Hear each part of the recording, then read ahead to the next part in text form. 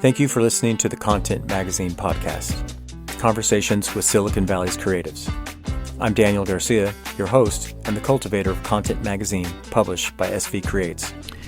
Hello, welcome to the Content Magazine podcast. I'm Daniel Garcia, the cultivator of Content Magazine, and we are here today in our sofa studio with Lauren Dickens. She is the chief curator at the Museum of San Jose. Museum of Art. I forget how to say it. San Jose Museum of Art. There you go, San Jose Museum of Art here in San Jose. Yes. So now you have been a curator there at the museum since 2016. Is that right? That's right. 8 years. 8 years. Yeah. So you've been able to navigate through the pandemic. And Yeah. So I'm sure you're excited to be back open and live and having people around. Did you do a few Zoom shows and programs? It's actually very much relates to what we're talking about today, because the show that got kind of postponed because of the pandemic was something called Barring Freedom, which was our first collaboration with UC Santa Cruz around prison abolition. Yeah. And it's a show that was only open for, I think we got 9 days. We squeaked out 9 days before it got shut down. Okay. But it enabled us to pivot into 10 months of online programming. I think we did 13 or 14 awesome programs online, like thousands of people tuning in. Yeah. So in some ways, I mean, we were able to reach even a much wider audience with the doors closed during that. Yeah. So silver linings, as we all say from the pandemic. Yeah, that is interesting. A lot of people did talk about that they found their organization or what they're doing, that they found a more international audience and a larger audience than they would for their brick and mortar. And so some people are even kind of like, continue to do like dual programming and stuff like that. Yeah. And around a theme, I mean, in thinking about the theme specifically, because we're talking about prison abolition, which is such a hopeful idea. It's a other way of existing, another way of being, and especially during the pandemic when we're all at home, everyone is isolated. Yeah. Doom and gloom and fear. It was really like a hopeful gathering each time. So it was great. Yeah, cool. So now, let's see. First, I want to just talk about your own personal journey of how you came to be at the San Jose Museum of Art. Like, what's a little bit of, because you were actually, I'd say you're like born in San Jose, but did you spend any time here, or was it? I mean, I was born here, and we moved when I was 2 because I really had a lot of say in that. Yeah, right. Exactly. Moved to Sonoma County, where I grew up, and then I went grew up there, went east for college. Yeah, okay. So I've been working in art museums on the East Coast, mostly. I was in D.C. I was at a place called the Corcoran Gallery of Art, which was the oldest museum in the country. It closed. Oh. We got absorbed into the National Gallery of Art, which is a wonderful museum, but not a great place for a curator who likes to work with living artists. Right, yeah. So it wasn't a great fit. I started looking around, and this position came up at the San Jose Museum of Art. Yeah. And it enabled me to move back, actually, into a house across the street from my grandma. Oh, really? Oh, that's awesome. So you have family around and stuff like that? Yeah, my whole family is still here. Yeah. Oh, yeah, that's good. Yeah, it's good to be kind of home then, right? Yeah. Oh, very much. Yeah. We're not leaving California again. Yeah, right? Yeah. Because you went to Yale, right? Was your, yeah. Okay. And then I did grad school at Columbia. Okay. So we were out there for a long time. Yeah. Cool. Awesome. And what drew you specifically to be a curator? What's some of the things that... kind of like I mean, I think a lot of curators talk about an unconventional background, but my background was in theater. Okay. And not as an actor, but as a light designer. And I got really interested and was really interested in how the lighting, the staging of an actor can tell so much about the story, right? You turn off the lights, it doesn't matter how cool the actor is. You can't see what's going on. Yeah. But I started thinking about museums in the same way, where how artworks are put together tells so much of the story, regardless of the agency of the artist and what the artwork is doing. Yeah. So I got into thinking about museums from there, how they construct and tell histories, how they construct stories of power, in conjunction with an artist agency, but really what the institution does as an interface with an audience in those terms. Yeah, that's interesting. So I got into it from there, and haven't looked back. Yeah, that's awesome. That's cool. So then now, so specifically what we're going to focus on today is Seeing Through Stones. which is the exhibit that's currently in 3 different locations. It's with the Santa Cruz Institute of Art and Science, and then their Barrios Unidos, and then also at the museum here in San Jose. And so tell us a little bit of how did that collaboration come together? And how did, a little bit about that, and then we'll talk about specific for the show. Yeah, so actually, as I mentioned, it came out of this Barring Freedom and the pandemic. So that series of programs that we did online was called Visualizing Abolition. And we all had lots of time to talk and think about big projects during the pandemic, and really started thinking about what a series of exhibitions could be that explored not the harms of prisons, but what artists are doing to take them apart. There's all this work being done in the world by activists and scholars and artists and other people who are actively working to bring into being a world without prisons. Yeah. So thinking about bringing that together, and also thinking about working with artists. The role of artists is to help us dream. It's to help us feel and see what we can't think of because we're stuck in our daily lives. So to really get us outside of that, and bringing artists into a conversation with something as big as abolition, what can that do?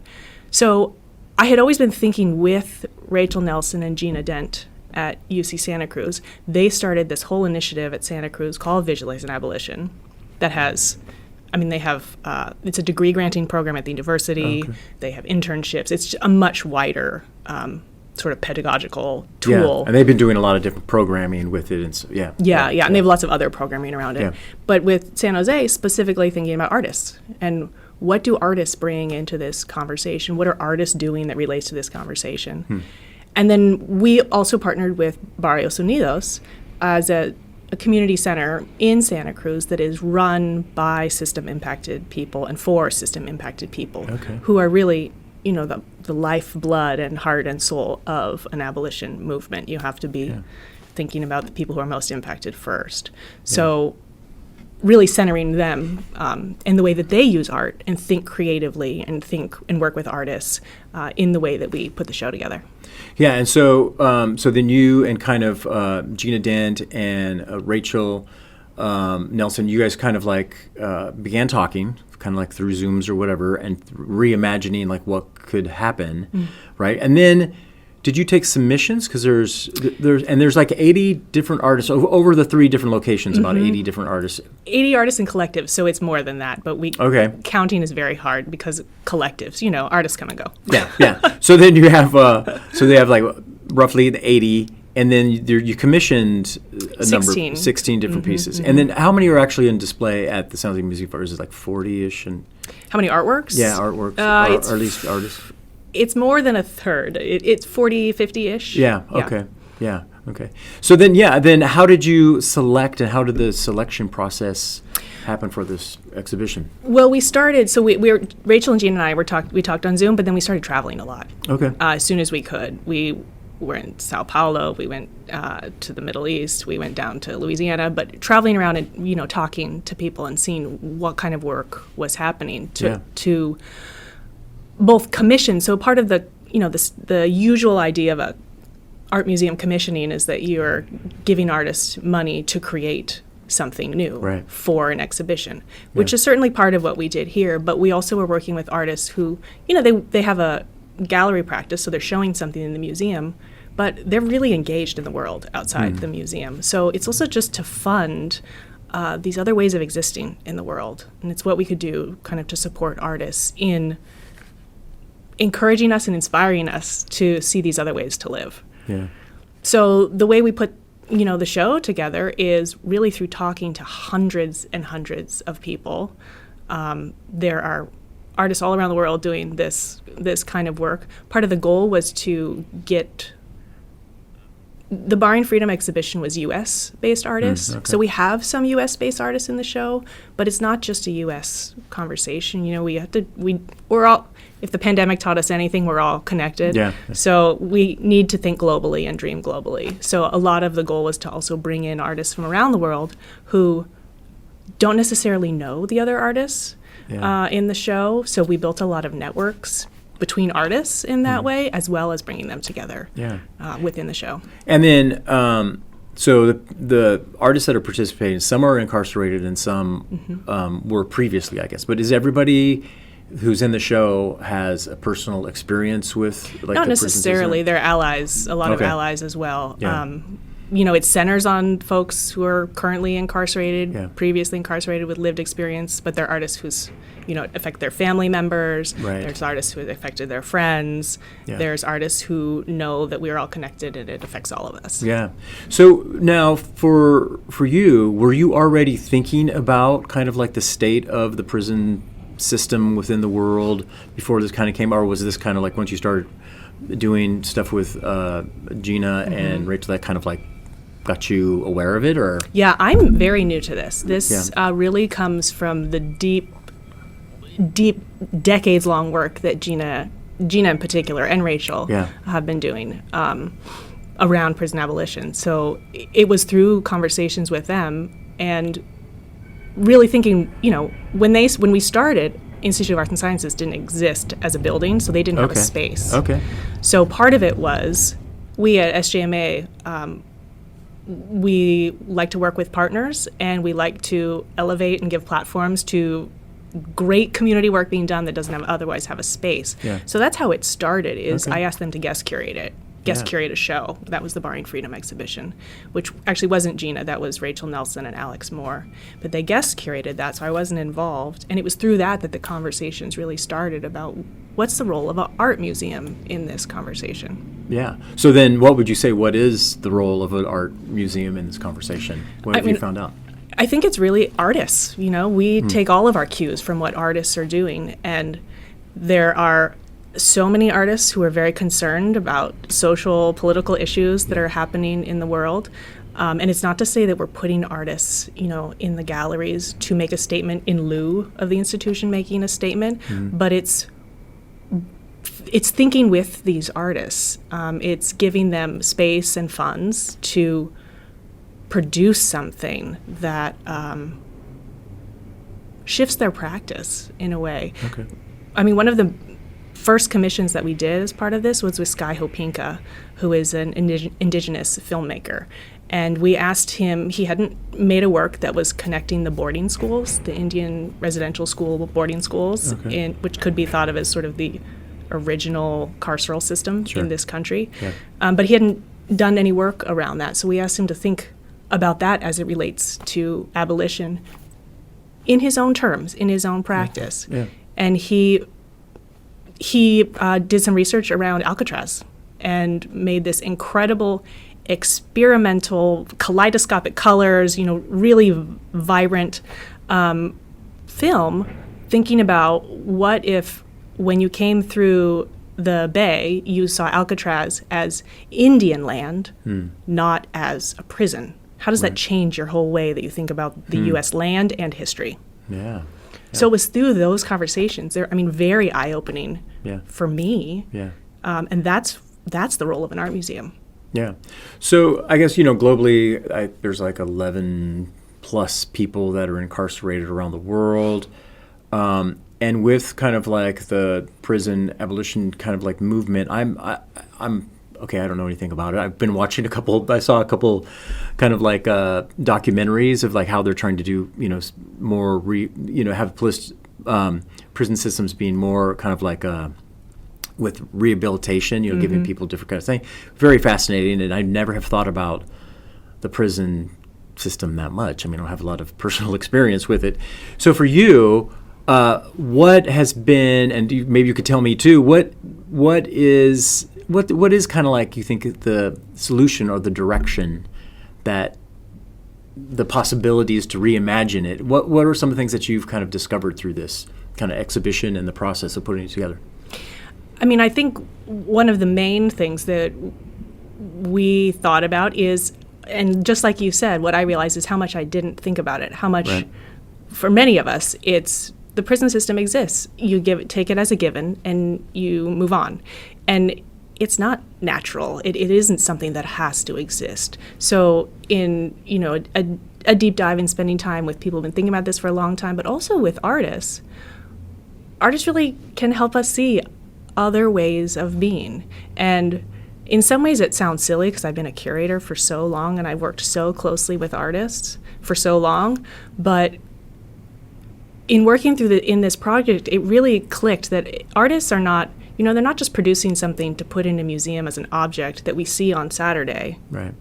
And then go back to how we were living before. But through the way that they live in the world, they're really changing it. And that really hit home through this. So in,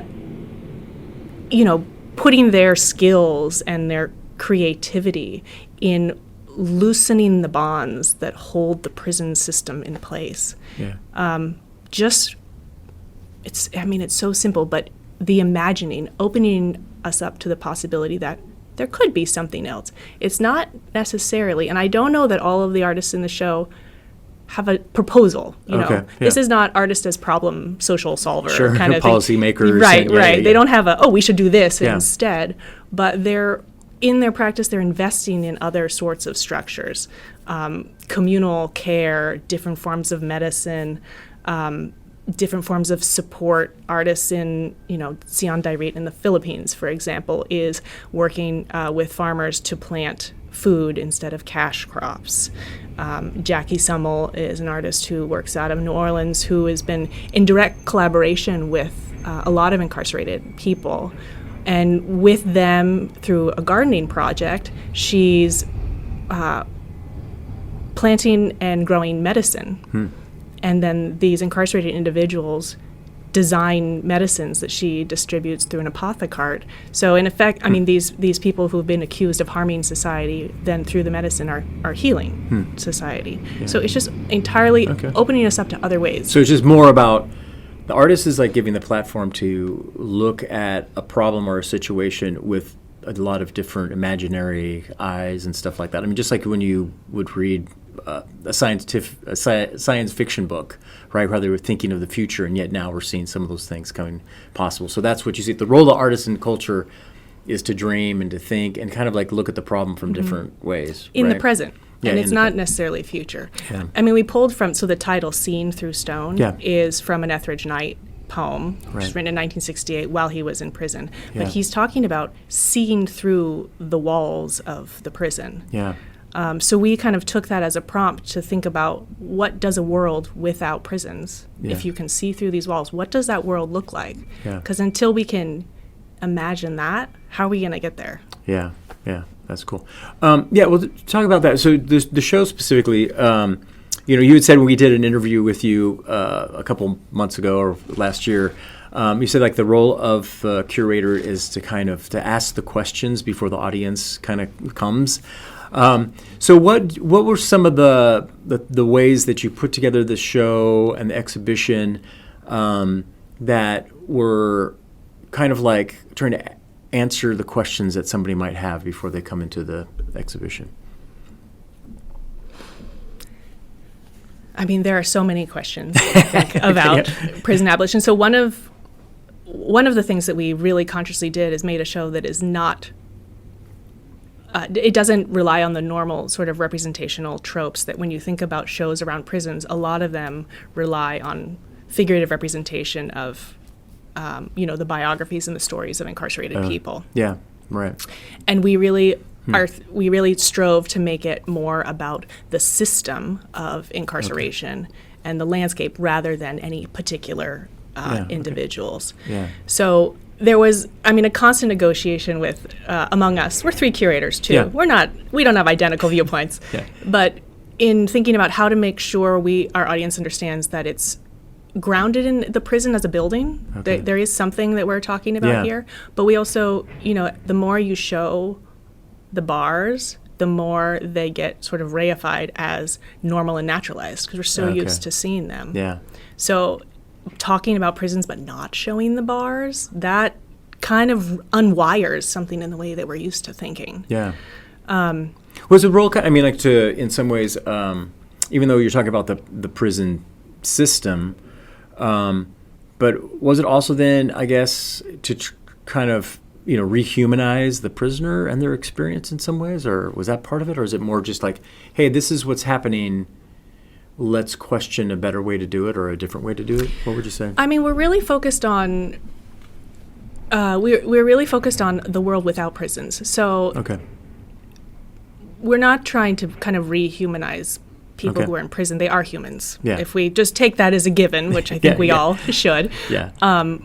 What do their visions of freedom look like? So Yeah. one of the kind of the central curatorial projects, let's say, of this was, Gina and Rachel have been working. Gina's been working in prisons for a long time, so she reached out to her networks of incarcerated individuals, and we asked them in an open call, in a world without prisons, everyone could see the sky. Yeah. So many incarcerated folks don't get to see the sky except through bars or wire for years, decades, Yeah. sometimes.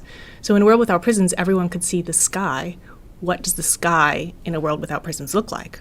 And we asked them to make us images. Yeah. And we got over 50 submissions from around the world. So they're from Australia, Brazil, and then all over the U.S. And we have them at each of the venues and they're sent individually. So it's an individual vision of freedom, but we put them together to form this collective vision of what a sky could look like from the perspective of people who are currently held Yeah. in these prisons. Yeah.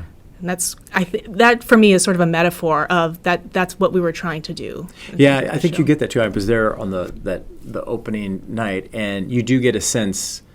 Yeah, there's definitely the theme of sky and kind of like being able to look out comes through. And I mean that with Etheridge's Night's poem, right? I mean, he talks about the sky even in that too. So I mean, was that poem then? Did you guys kind of think in terms of that poem and then kind of put on the show together, or was it just kind of one of those happy things were coalescing at the same time? We sort of joke about the many metaphors of abolition because in some ways it's an abstract concept. Yeah. There's an idea that abolition is an absence. It's an absence of a prison. Yeah. But it's additive. Abolition is the addition of Okay. healthcare structures Right. and social structures and caring for one another. It's the addition, education, all of these other things that make prisons totally unnecessary. Yeah. So we have all of these different metaphors we're thinking through, including the ocean, the Yeah. sky. Constellations was an Yeah. early Yeah. way of thinking about the show. The globe is kind of knit together through these carceral structures, but resistance around the world also knits us together. So sort of recalibrating the way we think about the togetherness sort of globally. And then seeing through still on that just kept popping up again and again because everything felt, once you start talking about liberation as a very vague term, it can mean anything. Yeah. So really trying to make sure we stayed grounded in the prison. And as you mentioned, Etheridge Knight talks about under prison skies. I mean, Yeah. it's very specific what he's talking about. Yeah. Yeah, that is cool. I mean, I really like that, the metaphor and the sense of that, because even though they're on the wall, there's like something written there. I think there's a poem on, I think some of his poems. Yeah, there's written, one stanza from his poem. Yeah, it's like written on something. And I remember just thinking about my own personal experience of being in different countries and stuff like that and thinking like, oh, this is the same sky that you see back here. And it's such a common factor for humanity is the same sky. Yeah. For you, what are some? So, if someone's interested in coming by, hopefully everybody is. What's something that you say? I want you to see this and notice this. What would be some kind of like picks or tips that you would say if they're going to go to the San Jose Museum of Art for? I would say, well, the kind of jaw-dropping piece in terms of experience is a work by Charles Gaines. And the tip is you have to have patience. Okay. It's a piece sort of in the back gallery area, and you go in and you see the wall is covered with these huge panels that replicate some of the legal arguments and documents around the Dred Scott trials. Yeah. So not the decision of Dred Scott, but some of the trials leading up to it. They're kind of handwritten out in the roll. So you're sitting there and you're looking at all of this information about this incredibly ultimately racist decision that the Supreme Court made, and you're looking at these arguments for how it came to be, sort of how the thinking process, and the legal process that so much defines our country, how it got reified, racism got reified in that. But as you're scrutinizing it, the lights start fading. And at first you're like, what's happening? What's happening?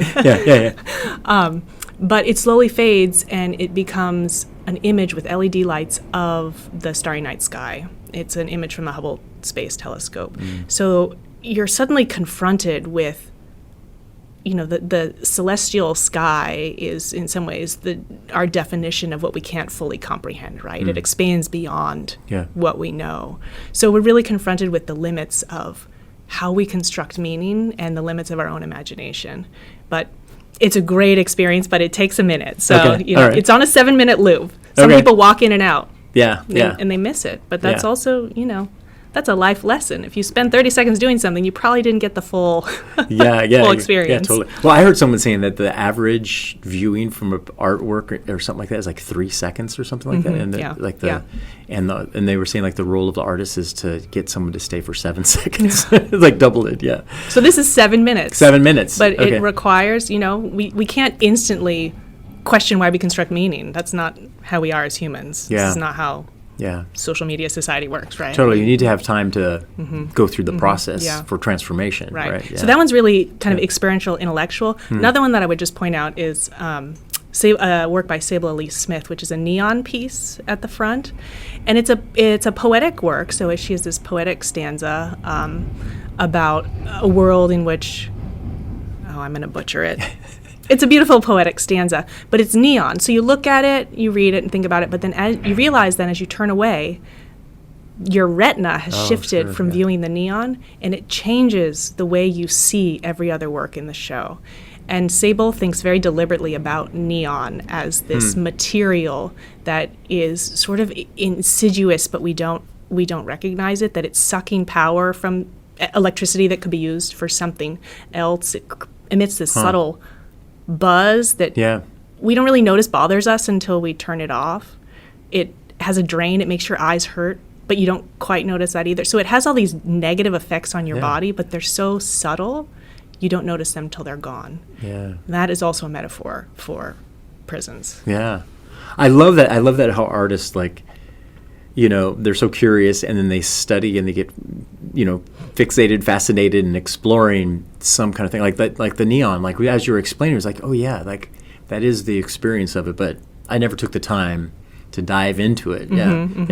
What is in this process from seeing the different artists, was there there was stuff that were able to fit in and some that didn't. Was there anything that you were kind of like, I really was moved by this that isn't a part of the exhibit that you would want to let people know about? I mean, we have time. So a lot of it is, working with artists, and we have museum timelines wherein we need to have things shipped by a certain date. Totally. And artists don't always adhere to that. So some of the commissions we didn't get fully developed. So some of them didn't end up happening. We had a full commission with an artist named Shilpa Gupta, but she just didn't have time to complete it in the time frame. So we have a different piece by her in the show, which is still incredible. But there are a number of examples like that, or a couple great collectives from Brazil who do have work in the show, and it's great work, but given more time, it could have been even more. Well, I mean, that's the thing. I mean, it's the tough thing. No matter what you're doing, any kind of project, right, you have you kind of formulate the ideal already in your head, and then of course you have to adjust and stuff like that. So I'm not trying to say anything bad about somebody left out, but is there anything that you were just like, I wish this would made? Is it, you're saying some of those commission pieces are in that line? Some of those commission pieces are in that line, but it's also, when we're talking about, this is a really different kind of show in that the goal of the project of Seeing Through Stone was not necessarily objects in an exhibition. It was to create all these networks for people out in the world, for connections, and to introduce people. It's really to kind of foster these creative networks that continue to flourish outside of the exhibition. So Seeing Through Stone is, I think, an incredible experience, a totally overwhelming experience of all of these really deep practices that are happening, but it's not the end of anything. They're we all struggle with perfectionism and the idea that we did it. Right. There is the show about abolition done. Yeah. But it's not done. Yeah. Is there some other program that you guys have? I mean, I know there is other program that's going along with this exhibition to help kind of people engage with the work. What's some of the stuff that you're going to be doing? Yeah, we have artists. Well, there's an artist talk tonight, which is Sophia Karim, who's an architect. She trains as an architect, but has been working in collaboration with some political prisoners in Bangladesh and India. So we have artist talks come and kind of talk about their practice, both as an artist and an activist, and that's a kind of a constant conversation that comes up of how do you balance. And I have to say, each of these artists deal with that very differently. You mean deal with it just in their own personal like journey, not. Yeah, okay. Go. Like whether they're separate. So Sophia works as an architect. She works at an architecture firm. Yeah. It's not an activist, I guess, architecture firm. She's, drawing kitchen designs. And then she also works as an activist. Okay. But some artists really, bring their practices together. I mentioned Sian Diary, but he works with tapestries, and he made a tapestry recently. He works with the land back movement in the Philippines, and he made a tapestry about a recent event in Tinang in the Philippines where a bunch of activists and farmers were arrested. And he made the tapestry for the show. It's in the exhibition, but then he emailed me and asked me to send a good photograph of it so he could do a big blow-up to use in a march. Oh, okay. So these things, function in different spaces. Yeah, that's cool. So for you, who was like a major influence in your life to kind of like grow as a curator, or be a curator? What would you say? What was a person that kind of you followed or read? I think that's a really, personally, just a very hard question for me.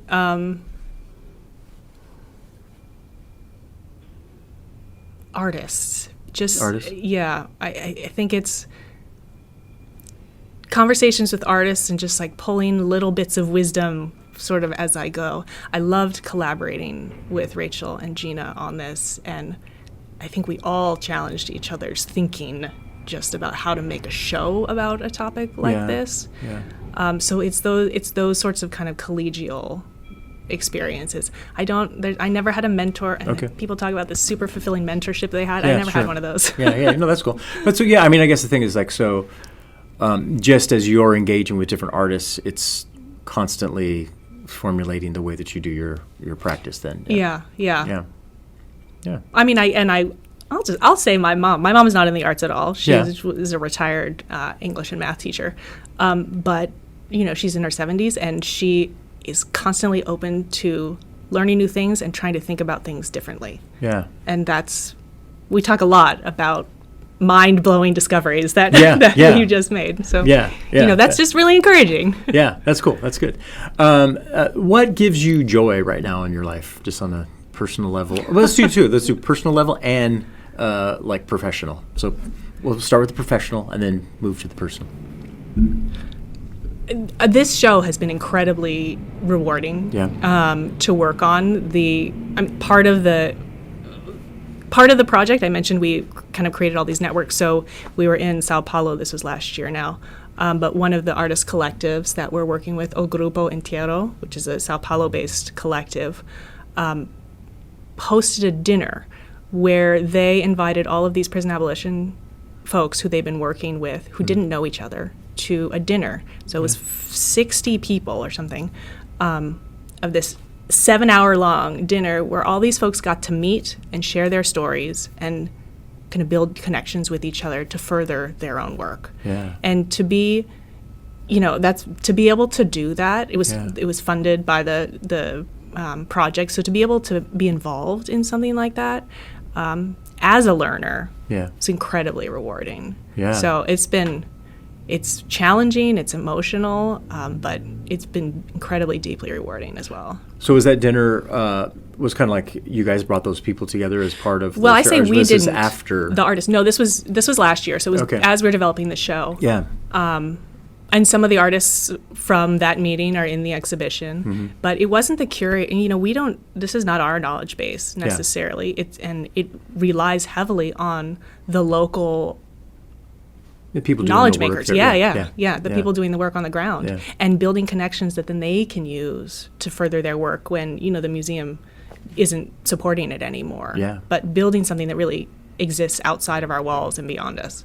Yeah, so that made a connection, a community, and a network that hadn't existed before, and that's going to go on even after the exhibition's over. Here in San Jose, we are helping build networks in Sao Paulo, not with San Jose, but in Sao Paulo amongst each other, which is incredibly cool. Yeah, that's cool, yeah. Now for you, then on a personal level, what's given you joy in your life? I mean, I've been gardening. Awesome. I have 2 kids, and school ended on Thursday. Oh, yeah, okay. Does that bring joy or trepidation? No, it does. We've been out in the garden, planting tomatoes, and I love working in the garden. Yeah. So. Have you always been a gardener, or is that something that's new? You always have green thumb, or is it something you always wanted to do, or did you grow up on a semi-farm in Sonoma? I grew up in the Redwoods. In Sonoma County, maybe in the shade, so nothing grew. So I do enjoy being in the sun where we can grow vegetables and tomatoes and things. Yeah. Eat kale salads from the garden. Yeah. It brings me great joy. Yeah, that's good. That's cool. Yeah. Is there a book that you've read recently, either fiction or nonfiction, that has kind of inspired you or has been fun to dive into? I guess the most recent book that I just finished was Abraham Verghey's The Covenant of Water. Okay. Which is an epically long novel. 5 generations or something of a family living in Kerala in India, or several families. I listened to it on my commute, so 47-hour kind of audiobook. Yeah. But it's just cycles of life. Okay. And it was a nice... It's a beautifully written book. It has all kinds of interesting things happening in it, but this idea that, you know, you think of a protagonist as being a main character in a book, and this, precedes the protagonist by 30 years and then continues 30 years after. Just thinking about our own, we get so hung up in our own now struggles, and there's a lot of life before and after us. Yeah. So it's nice. It's been nice to read in the midst of maybe our political... Sure, yeah. What's happening in this upheaval, dot of timeline that we're on. So a Covenant of Water, you call it? Abraham Verghey's. Yeah, that sounds really interesting. Yeah, cool. Okay, well, let's see. What's some last things that you want to talk about the exhibition that we maybe haven't covered that you would want to, drop in there? I'll just drop in a kind of a plug for another program that's happening in June, which is we have 2 artists in the show who use music. There are many other artists who use music in thinking about abolition, but Maria Gaspar and Guillermo Galindo both have objects in the show that could be considered sonic objects, and they are going to be activating them. Okay. Maria Gaspar is... actually working with a collaborator, but she works in Chicago, and she collected the debris from the demolition of the Division I Cook County Jail. Okay. So the bars, the iron bars, and the bricks when the jail was taken down. And she's in the exhibition, they're casting glass. So these tools of confinement are made into windows. Yeah. But in this performance activation, she actually uses the bars, the iron bars, and they use them sort of as a musical instrument. Oh, wow. And there's just this conceptual, this idea that, when you strike an iron bar and it makes noise because the metal is vibrating, right? Right. The vibrating particles means they're moving. So this bar, this iron thing that we think of as so solid and fixed, you hit it and it moves. Yeah. So she's going to be activating those. When's it? I wasn't going to say this online because it's all right. It'll be online. We can find it online. Yeah, that's right. Yeah. Okay, that's cool. Yeah, cool.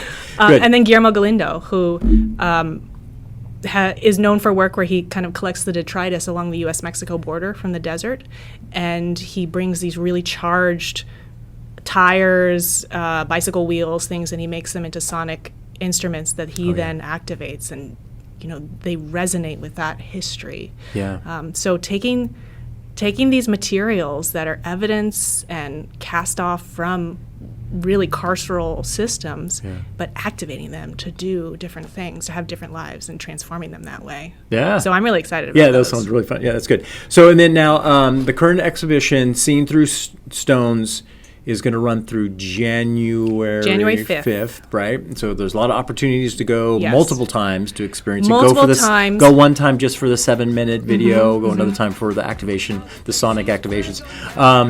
And their performances, there's a lot of other events right. too. Yeah, that's good. Cool. Well, thank you for being a part of this and letting us know a little bit more about the workings to putting together this exhibition and what's going on. And thank you very much. Great. Thank you. Thanks. Thank you for listening to the Content Magazine podcast. Follow us on social media at Content Mag. Become a member and help us to continue to tell the stories of the South Bay creatives. This episode's music is 408 by Jack Pavlina. Follow him on Spotify and also on his Instagram at Jack Pavlina Music.